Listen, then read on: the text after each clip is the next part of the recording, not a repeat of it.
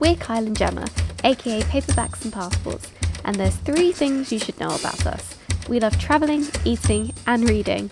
We're currently taking some time out of our normal 9-to-5 lives to do just this. In May 2023, we packed our bags and left for Asia for 6 months. Join us as we travel, eat, and read our way across the world. We'd love for you to come along for the adventure.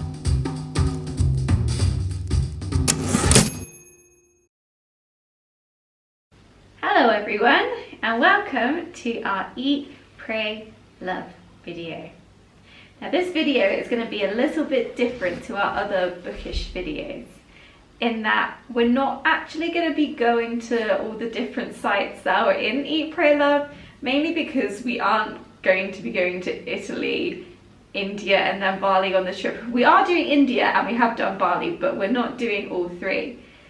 So that means I thought we'd try and go through the same journey as she did in the book, but doing it all in Bali, because it turns out that Bali is got a lot more stuff than we first anticipated. There's a lot of great food, there's a lot of great sort of spiritual options, which we will talk about in the later section, and we just had a great time, which is where the kind of love aspect comes into it.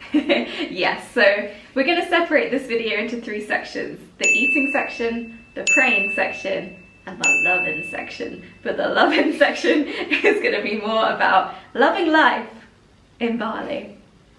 So with that, I just wanted to do a quick little introduction about like our experiences with the book and where we first found it.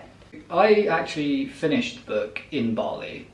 If you've seen any of the clips of us lying on the beach and reading, I'm actually reading Eat, Pray, Love in those clips. So little Easter egg for you there. So it was fresh in my mind when it came to actually working out what did we want to do for the video and what did we want to do to actually try and kind of experience the book as it was. Yeah, and that was really helpful for me actually, because I first picked up the book way back in 2019 when I was commuting to work, and that was my book of choice for my morning commute. And I knew it had Bali, I knew it had India, and I knew I could remember the story, but I couldn't remember those fine details, which actually really came in handy. I think we should say that we haven't actually seen the movie. I know there is a movie, we haven't watched it. This is entirely based on book experiences, and I probably will watch the movie having read it. But I read quite a lot of these sort of popular psychology or self-help books. I just find it generally quite interesting. And most of them are written by kind of white men. So it was interesting to read one that was written by a woman. A white woman. A white woman. It's a lot more personal and it's a lot more narrative driven as well, I would say. I see a lot of criticism about this book in terms of like her privilege and things like that. And I think that's important to recognise going into it, because when I read it, I remember getting to about halfway and I was like, yeah, but you're like this rich woman who's just been able to like go and do this amazing thing. And I guess that's something to remember when you're reading it. Not everyone has that privilege, and we've been lucky enough to have this privilege of travelling for 6 months, which is amazing. But I think for me, not going into the book with that like mindset of like, oh, like the privilege isn't really recognised in it, it kind of soured the book a little bit for me. Yeah, those difficult things where without it the book wouldn't exist, because it has like the only way that book could have been written and those experiences could have been had is if there was that option to actually go and do it. But I think as a self-help book, not many people are going to be in that position to be able to leave their lives behind and go to Italy, India and Bali to like find themselves and reinvent themselves. Definitely. I think that's my criticism. I agree. I think as well the way the book is written in a lot of places, because it's so narrative driven, it's almost easier to kind of absorb it as a fiction. Yes, I think there are universal experiences in the book. So if you are thinking, oh, I'm not going to be able to go reinvent my life in Bali, there are universal experiences you can take from the book, which I think are, like you were saying, like there's a point in the book where she feels like one of the characters has betrayed her, but it's like kind of changing her viewpoint of like, okay, they're not trying to like be spiteful or vengeful, it's the way the world is working to kind of... that culture. There's the stuff about learning Italian. There's a big recurring theme of what's the point in learning Italian as a language? There's many more useful languages, but you know what? It's all right to just learn Italian because you want to learn Italian. Yeah.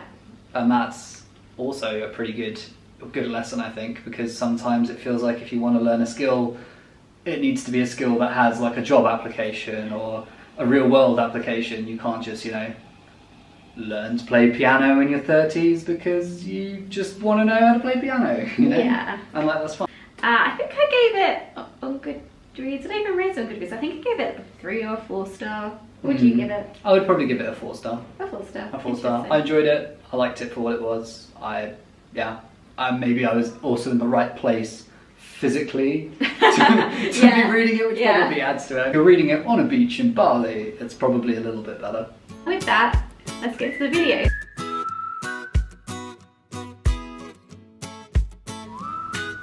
Eating.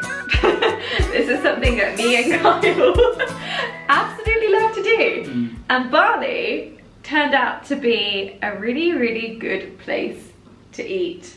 We ate so much good food. There was a lot of Western food in Bali, which was a bit sad, and it was sad in terms of like when we were in Canggu, we ordered a Balinese dish, and the waiter was really excited we ordered a Balinese dish, and I think that's really sad that that's the norm, not to order the local cuisine. Yeah. I think the type of restaurant we were at though as well was, it's a co-working space. I think the Western food in Bali is phenomenally good. It's crazy. It's so good. The local dishes, the nasi campur, the nasi goreng, 10 out of 10. It's so yummy. But I was so pleasantly surprised by how good like the Western food was.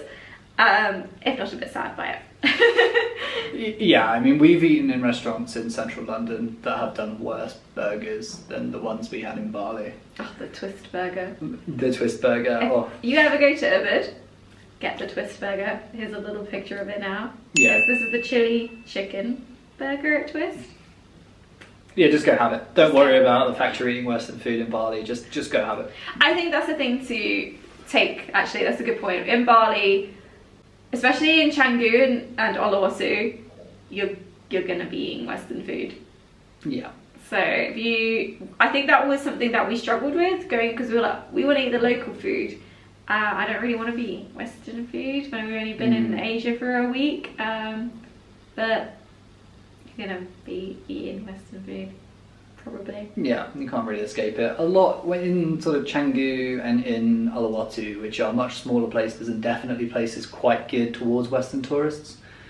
A lot of the Balinese food that the locals are actually eating is going to come from carts on the side of the road, and I've only been travelling for, less than a month at that point. Yeah. I don't think our stomachs were quite ready. Yeah, I heard a lot of stuff about Bali belly, so I was probably a bit more cautious about eating at street carts than I would be in other countries. Yeah. But yeah, I think if our bellies, like you say, if our bellies had been a bit more used to it, a bit more dialed in. But in Ubud, you can get a lot of the Balinese cuisine. But anyway, back to the point of this video. In Uluwatu, we found this amazing Italian restaurant right around the corner from where we were staying. There's a section in the book where she talks about eating a margherita pizza. I believe it's in Sicily, and it is the best pizza in the world. And I have never been a fan of margherita pizzas. I've never really been a fan of Italian pizza. Dare I say, I've always been if it's Italian versus American with pizzas, I've always sided on American. So I read this part of the book, and I was like, right. Okay, so we went in, and I ordered the margherita pizza. They had a pizza oven in the back, so it was definitely cooked properly. And the other thing she mentions in the book is that the pizza comes with a single piece of basil right in the centre, which infuses the whole pizza with a citrusy flavour. And I can tell you, the moment I tried that first bite of pizza, that was out of this world. I did the dinner with another classic from Eat, Pray, Love.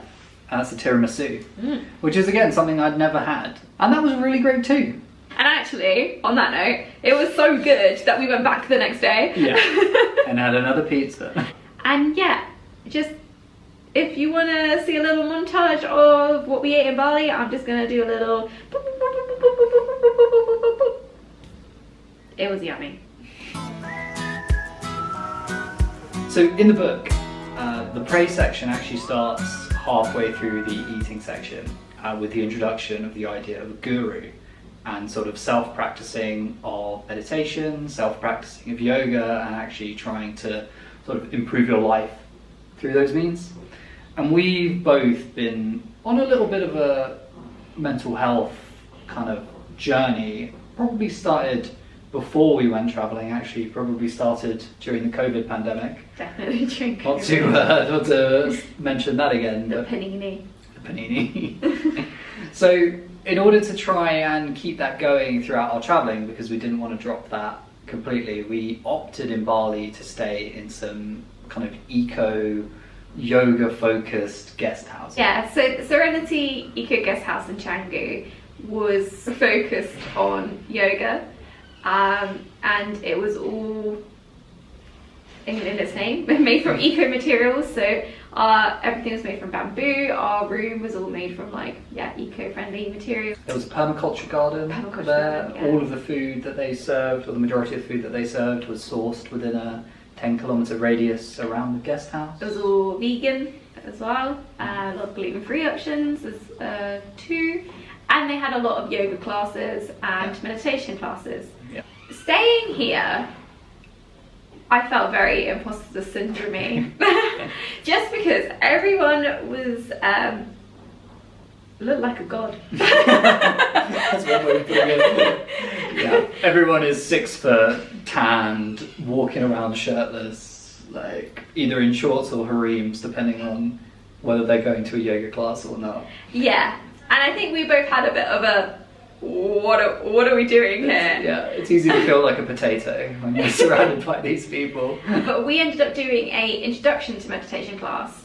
I found it really helpful actually, and really validating. So the way it was structured was she sat and talked to us for a good 45 minutes, I would say, about her journey on meditation. So she was kind of validating us in that it is a really hard thing to do, and it's all about kind of finding a way that works for you. And then we had about a 15-minute guided meditation where she did box breathing with us, which then led into a meditation. I found the sitting really hard because, I mean, my posture's pretty bad, so sitting up straight, cross-legged for a long period of time, and this also comes up in the book quite a lot, it's actually really hard. Yeah. Like sitting cross-legged, even on like a pillow, like bolster pillow, it's really hard to just do that for 15-20 minutes unless you're used to it. It's really, the pins and needles, oh my gosh. Yeah, my leg went fully dead halfway through that, and I was worried. I had to kind of silently try and move it out, and I wish that I just left it dead for the course of the meditation, because I then just had awful pins and needles for the last 3 minutes. I think that's something she said actually, was like, when you're meditating and you're like, oh god, itch, or like with the pins and needles, or like my leg is really pins and needly, she said you've got to get into a mindset like, you know, your arm isn't going to fall off, you know, your leg isn't going to fall off, it's going to be okay. So it's kind of telling your brain that like, no, like you're going to be like, it's fine, just like that's just a sensation, and I accept that sensation. But it's really hard to do. Oh, it's really hard. But not as difficult. That's a good segue. As we'll segue into. So the next part of the praying section actually takes place in an Indian ashram, which is in the book. A guru with their teaching style will have an ashram in India, and people can travel to the ashram to live there, and it's a very communal way of living. I guess you could describe it as like a school. Yeah, it's like a school. Like a school for spiritualism. Yeah, I guess. And then somehow we ended up going to an ashram. So we went to what's called Bali Silent Retreat. Again, we couldn't take any videos here because you have to store away all your electronic devices. The phones went off pretty much as soon as we got there. We sorted ourselves out. Phones went off, camera went off, all the electronics went in a bag. We went for it in the kind of most pure way that we could. Yes, the only clip we got is this one of like we were checking out of our bungalow and we quickly got the camera out to show you the most beautiful Take a video view. of it.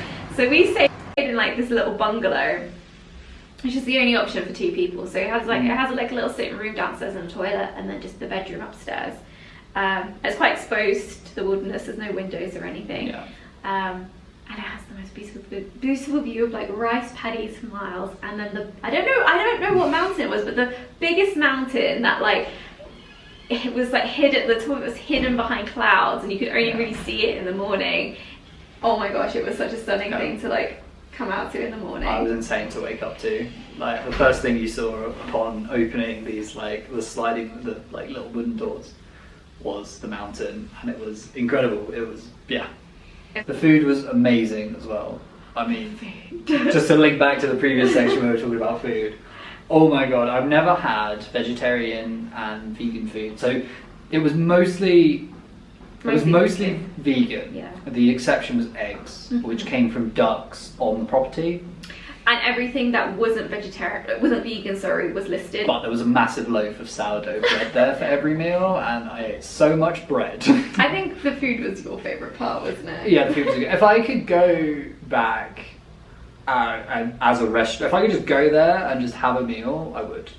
But because we're on the free section, let's not talking about food. Yeah, okay. At 6 in the morning, a wake-up gong goes off, and then we woke up to that wake-up gong, and outside our door was hand-delivered ginger tea, which was real gingery. That was real strong. It was so yummy though. It was. Yeah, I would have it again. You can not drink it. No. And then at 6:45, a gong goes off again, and that's to invite you to yoga and meditation class, which we both went to. Yeah.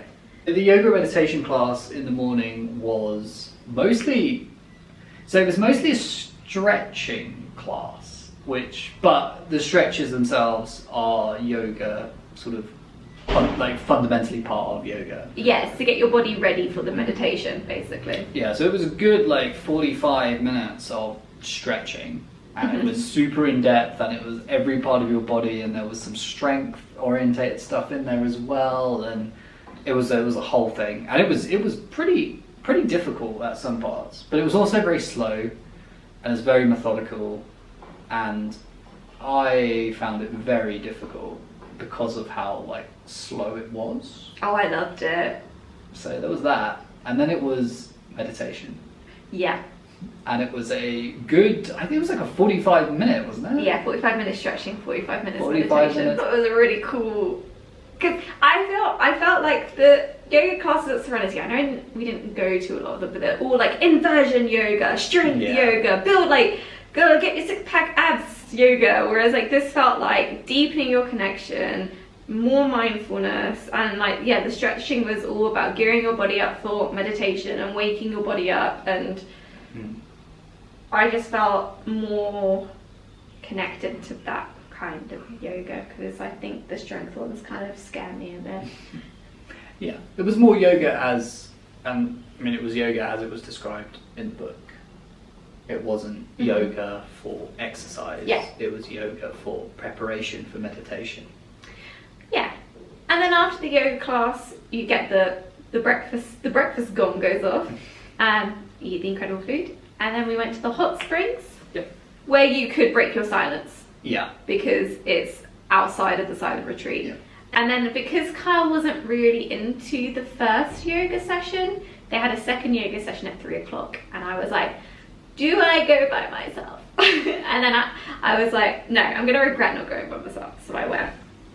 And I was so glad I did. This one was definitely more, I want to say strength, not really strength. It was more flows. So again, it was preparing your body for a meditation. Again, it was an hour and a half long, 45 minutes of the yoga, 45 minutes of the meditation. The first class in the morning, I felt myself really looking around and feeling really self-conscious, whereas this one I was more able to be okay, no, everyone is at different levels, and it doesn't matter. It doesn't matter what level I am, it doesn't matter what the person next to me is doing, and that really helped to like make me feel more secure in myself. And yeah, I found it like a really fulfilling, really good thing to have done, and especially like forcing myself to do it by myself, because I was this close to being like, I'm just not gonna go. After that, it's lunchtime, and then you have the fire ceremony where you get to write on a piece of paper like the things you're sorry for and throw them into the flames, which was actually really therapeutic. It was really cute. There are also different meditations you can do during the day. Yes. So there's like a walking meditation, that there's a labyrinth, and you go around, you like match your steps up to your breath and meditate whilst you're walking. There's a water meditation. The meditation is incredibly cool, and I wish we had had an opportunity to do it. Unfortunately, the way the timings work out, we just didn't get a chance to do it. Yeah. It's rooted in balance, so this is really specifically a Balinese meditation, because Balinese people believe there's a lot of power, a lot of holiness in water. Holy water to Balinese people is really important as part of their culture and part of their religious practice. So Balinese water meditation, you wear a sarong and you go down, and it's always a temple, a water temple, and there'll be a seat or something or a wall to lean on and a spout where the water comes out. And the idea is you place your hands on the wall and you allow the water to run over your head and wash away all of the kind of negativity, the bad spirits, the bad thoughts around you. And I think that is just an incredibly cool form of meditation. But yeah. So how would you rate your experience at the silent retreat / ashram? I'm really glad I did it, and it probably sounds like some of the things that I've said that I didn't enjoy it, but I definitely did. I'm really glad I did it, but I wouldn't do it again. And I wouldn't do it again because I think it made me realise that I like mindfulness, I like journaling, I like meditation, I also quite enjoy yoga, but I like things in short bursts. Yeah. And for me, just that period of time, sort of, I just can't stay immersed in it for that long. I loved it. I felt like it was a really therapeutic experience for me. I left feeling really really a bit more confident. It sounds really silly because we were only there for 2 nights, but like from my journaling and from like just being in silence and like having a bit of time to like self-reflect, and then honestly, I know it sounds so silly, but like the going to the yoga class by myself, because it's something I wouldn't do at home. Like I was too scared to go to yoga class by myself at home, and I did it at a silent retreat, like surrounded by people who were quite dedicated to their mindfulness journey. And I went by myself. I felt like, oh my gosh, I did it, and I can do it at home. Like I would do it again, but I would go by myself. Yes. And I think that is something else we discovered as well, because if you are interested in doing a silent retreat like this, we'd almost recommend do it on your own. Yeah, I would as well. Just because I love doing it with you. It was nice having someone there because you felt like safe. But when you're with someone, you still have to communicate in some form. Yeah. Though because we were going around together and we were doing everything together, we had to schedule and work out where we were going, or like who was going to do this, who's going to the bathroom first in the evening, little things like that. And while you could get around that without talking, that's not the point of the silence. That's the thing, yes. So for instance, when we were like getting our food, we would be like, yeah, we might as well. And like the point of silence isn't just to not say anything; it's to kind of not communicate. Avoid that communication. Yeah. And we could have had a book where we wrote down what we wanted to say to each other, but you're still communicating. You're still communicating. So yeah, if we did both go again, I would say we'd get 2 separate rooms. Yeah, I would say that as well. And we don't go and do things together. We just like have our 2 separate journeys, and it is what it is. Yeah, and I think it would have enabled us to maybe do different things. So like with the yoga class, I had a nap because I had a really bad headache at that point, but it wouldn't have negatively impacted your like I nearly your did experience. go. Yeah, it wouldn't have impacted your experience that I didn't want to go, because it wouldn't have mattered, you know. Yeah. Because I would be doing different things, and that's probably the one takeaway that we had from it, which we didn't expect. Yeah, I would say I wasn't definitely. expecting to say that actually, you know, sometimes doing stuff solo is... Which I think is really cool, that like on a 2-day experience, like that's one of the takeaways, like don't be so codependent.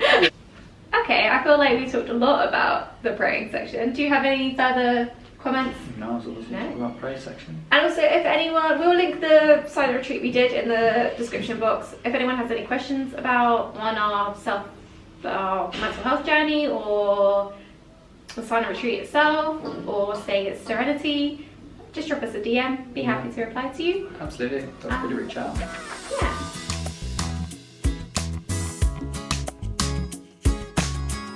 So as I said in our video in Bali about our Balinese routine, coming from Singapore to Bali was a massive change in pace. And in fact, coming from England to Singapore to Bali was going from about 2 months or a month and a half of just rapidly trying to do everything in short periods of time. I mean, moving out was a nightmare of a week, honestly. It was so much harder than we thought it would be.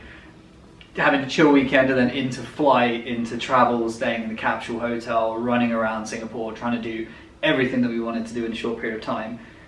Coming to Bali was a chance to just hit the reset button, slow down, and just kind of enjoy the act of just being.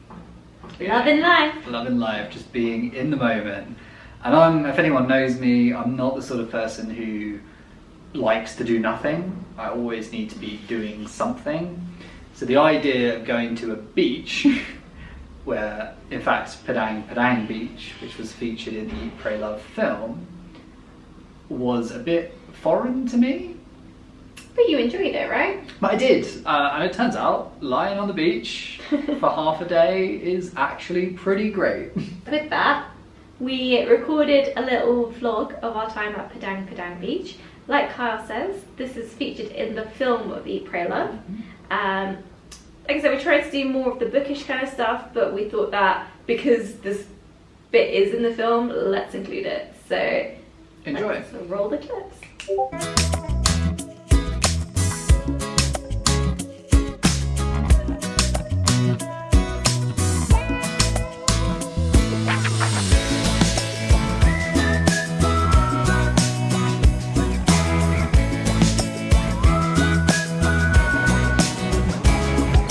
He's eating an egg.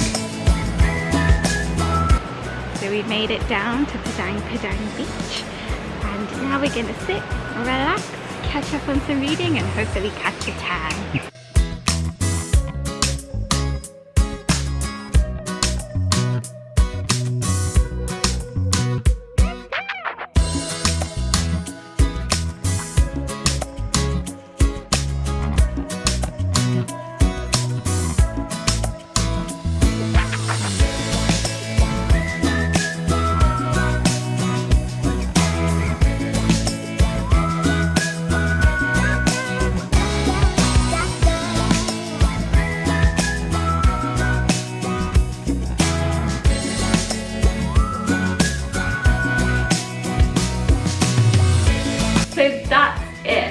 If you reached the end of this video, thank you so much for sticking with it. Have any tips for meditation, yoga, getting into a daily habit, or just something about your mental health journey or your experiences with yoga, comment down below.